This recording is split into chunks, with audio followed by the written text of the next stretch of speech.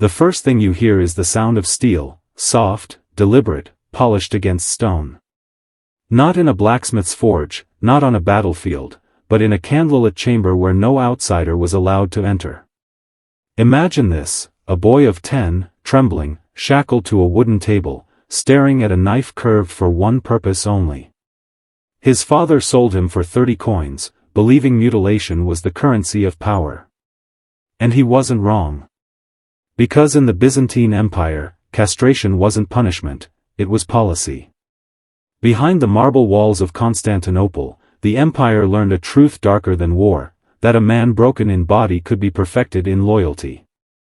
The empire did not need men who desired women, or sons, or legacies.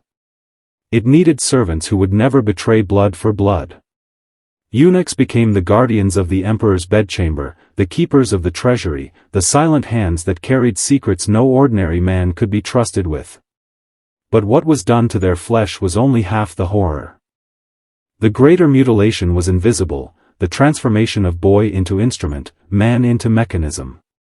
And the truth is, Byzantium wasn't alone. From China to the Ottomans, from Assyria to Rome, empire after empire arrived at the same conclusion: if you want absolute control, you must sever desire at its root. The knife was never just a tool of surgery, it was the empire's most reliable chain. And what terrifies me, and should terrify you, is that though the blade no longer swings in the palace chambers, the same principle of castration has survived. Not in flesh, but in spirit. Men are still broken, still stripped of potency, still remade into instruments of empire, only now the chamber is invisible, and the tools are not knives but systems. If you think this is only about history, you are already caught. The question is not whether this happened, but whether it still does. And by the time you understand, you may realize you have been living as a eunuch of empire without even knowing it. Tonight, we begin at the blade. The blade was never random. It was ritual. In Byzantium, the knife maker who supplied the palace did not forge swords or spears, only one kind of weapon, the castration knife. 4 inches, curved tip, honed to glide through flesh in one stroke. He delivered them in silk bundles to an iron door beneath the great palace. No signatures. No words. Just silence. Because everyone already knew. The tools of empire are rarely shouted about. They are whispered. Down in the cutting rooms, beneath mosaics of Christ and angels, the work began. The physician arranged his tools like a jeweler: bronze clamps, silver forceps, silk bandages, honey, wine, and the knife. No anesthetic. Pain was the anesthetic. The body's own scream was the empire's scalpel. The cut itself lasted less than a minute, but survival was not guaranteed. 1 in 4 boys never rose from those stone tables. Infection, hemorrhage, or simple shock devoured them. The rest, if they could still urinate through the bronze tube shoved into their flesh, entered a new category of existence, neither man nor woman, neither servant nor free. They became something more dangerous, and more useful, creatures the empire had designed. And that is the deeper truth: castration wasn't simply mutilation. It was manufacture. Byzantium created a class of people who could never build dynasties, never father heirs, never betray the emperor for blood. Their loyalty was channeled into one direction only: upward. To the throne. To the master. And because of that, eunuchs rose higher than most men could ever dream. Some commanded armies. Some whispered in the emperor's ear. Some became the emperor's executioners. But remember this: every empire that perfected castration also perfected control. China made it policy for centuries, producing entire bureaucracies of eunuchs. The Ottomans filled harems and palaces with them, men stripped of legacy so they could guard the legacies of others.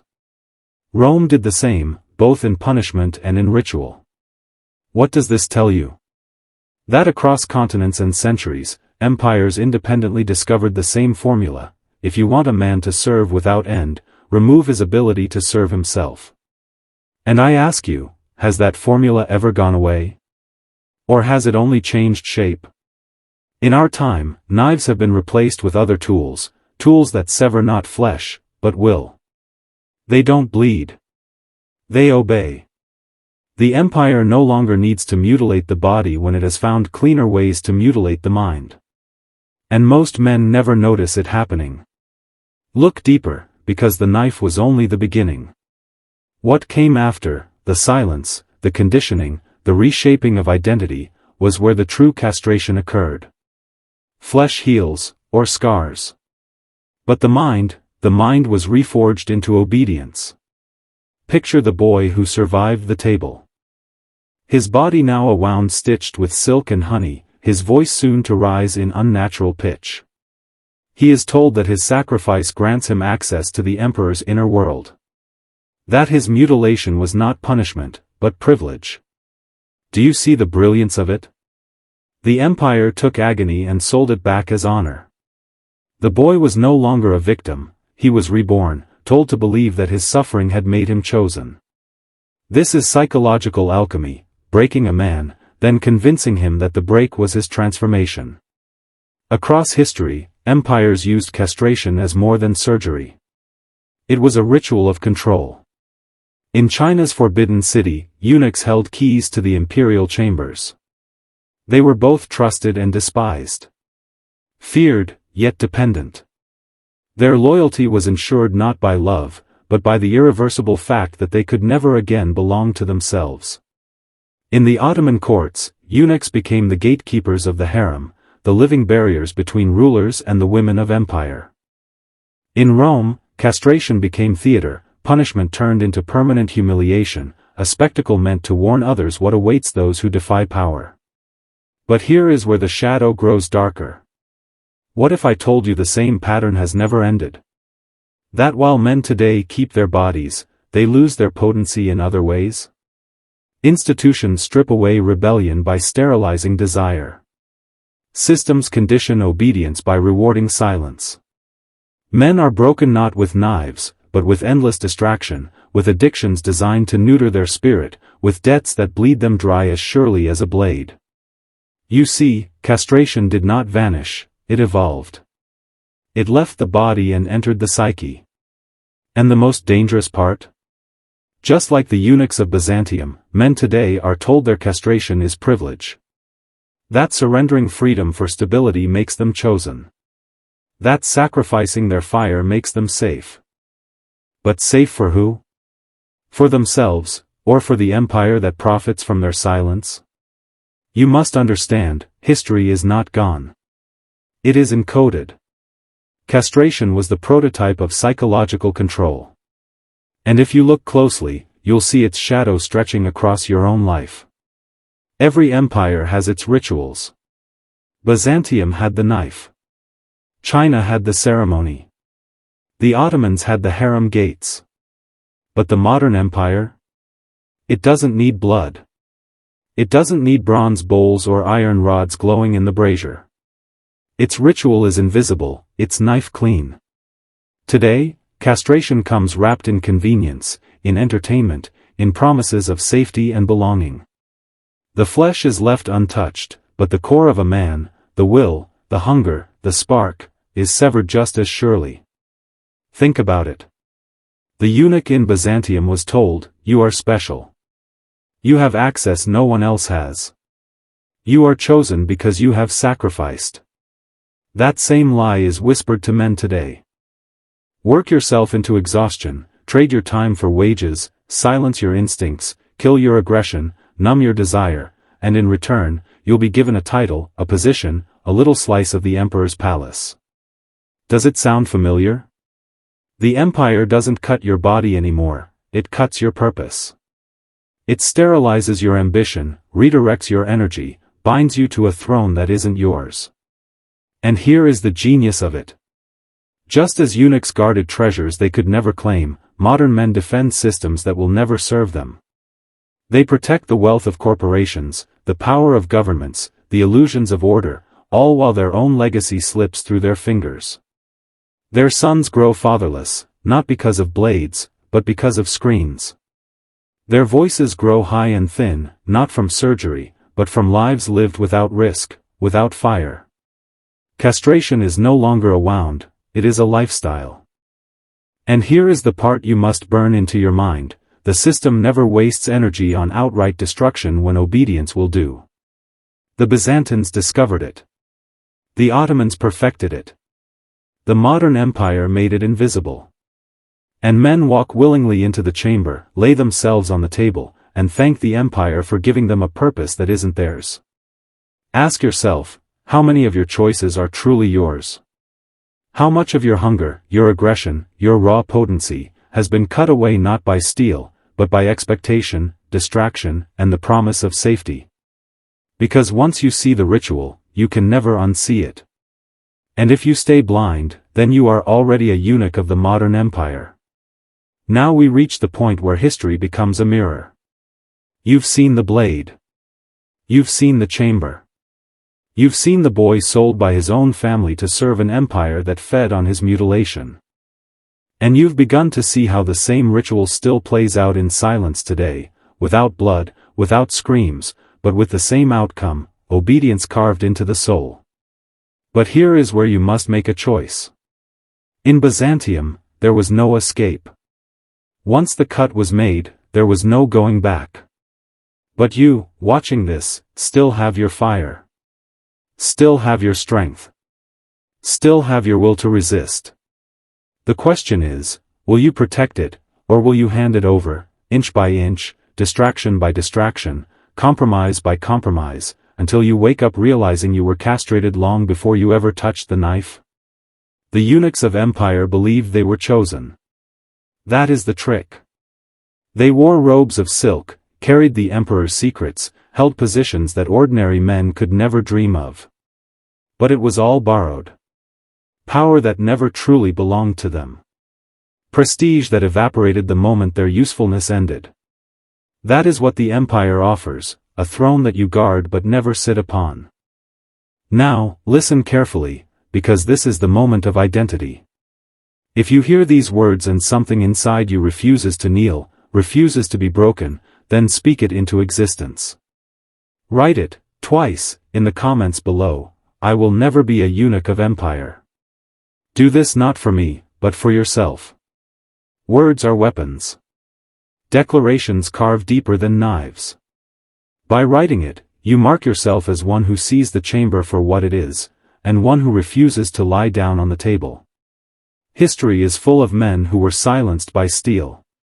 But you are living in an age where silence is chosen. Chosen by distraction. Chosen by submission. Chosen by men who still breathe but no longer burn. You must decide now: are you among them? Or do you carry the fire of those who never let the blade touch their spirit? The empire counts on your silence. Break it. Speak your refusal into the world. Twice. Etch it into the algorithm. Etch it into your own identity. Because from this moment forward, you will never see the knife the same way again. Understand this: castration was never about cruelty for its own sake. It was about architecture, designing civilizations from the inside out. Byzantium, China, the Ottomans, Rome, they didn't stumble onto this horror. They refined it. They institutionalized it. They made it the cornerstone of their power structures. Because once you remove a man's ability to create his own bloodline, you bind him to yours. And if you multiply that by thousands, you don't just control men, you control the very flow of history.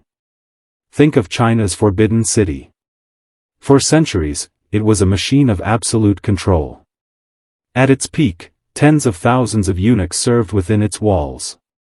They were the gatekeepers of the emperor's bedchambers, the stewards of his bureaucracy, the silent enforcers who ensured that no whisper of rebellion ever reached the throne. Entire dynasties leaned on the mutilated to preserve their bloodlines unbroken. And the eunuchs themselves?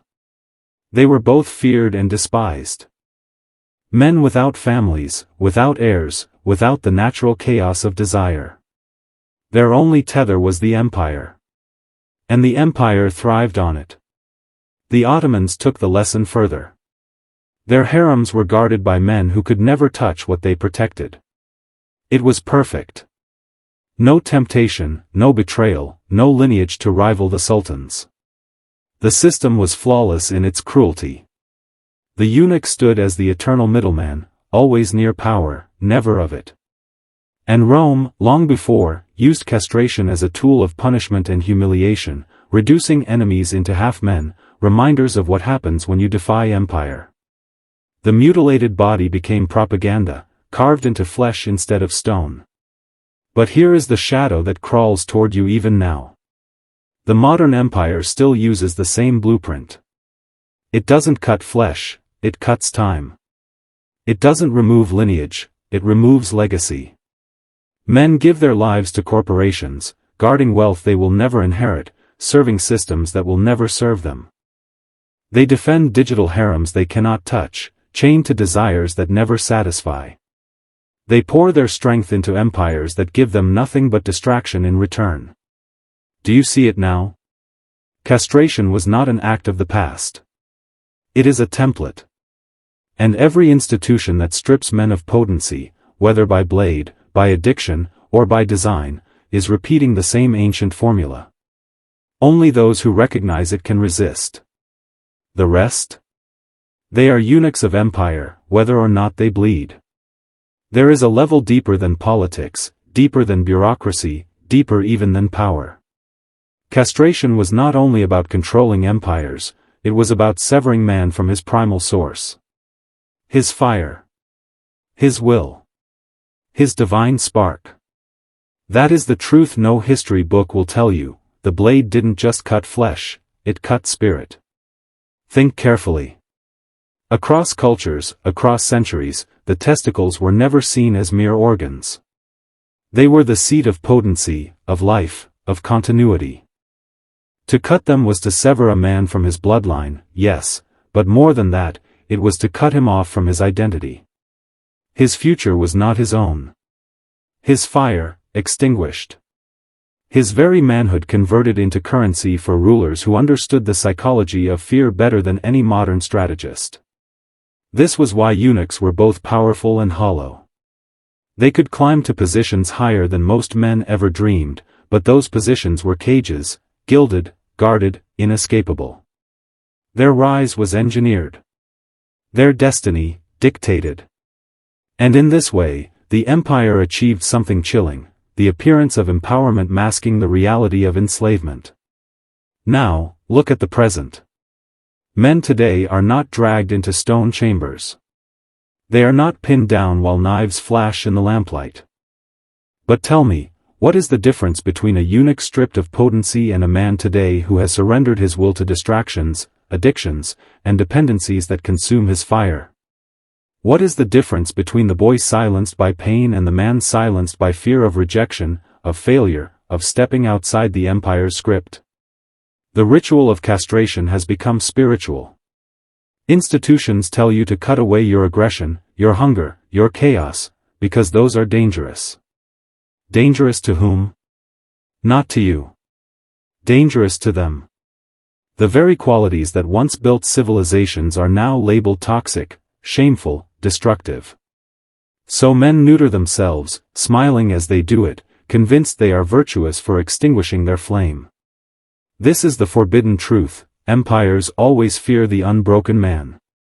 The man who refuses to kneel, refuses to surrender, refuses to silence the primal fire within. Because that man cannot be owned. That man cannot be turned into a tool. That man is the most dangerous weapon of all. And so the empire does what it has always done: it teaches you to cut yourself. Not with steel, but with shame. Not with knives, but with lies. Until you look in the mirror and see a hollow reflection, wondering when you lost the fire, never realizing you handed it away willingly. The last chamber is the one no historian writes about, yet every empire has built it. It is not stone, nor marble, nor guarded by soldiers. It is the chamber inside your own mind. The place where the empire no longer needs chains, because you wear them willingly. Where no knife needs to fall, because you silence yourself before the cut is ever made. This is the final truth: castration has become voluntary. Look at the world around you. Men spend their lives in jobs that bleed them dry, yet leave no legacy. They spend their nights drained by endless screens, false pleasures that steal their strength while promising satisfaction. They numb themselves with chemicals, distractions, and comforts, never realizing they are laying their potency on the table just as surely as that Byzantine boy. The knife is no longer steel. It is subtle. Invisible. It severs not the body, but the will. And the man who accepts this, who calls it normal, who calls it safety, is already a eunuch of empire. But here is what the empire never accounted for: a man who sees the chamber. A man who recognizes the ritual for what it is. Once you see it, you can never unsee it. You begin to notice the knives everywhere, carved into your routines, hidden in your dependencies, disguised as rewards. And in that moment, you are offered the same choice every boy once faced on the stone table: submit or resist. The danger of knowing this is real. Knowledge like this has always been punished. In Byzantium, men who spoke against the ritual disappeared. In China, eunuchs who sought to wield their own power were crushed. In Rome, rebels were mutilated to make examples of them. And today?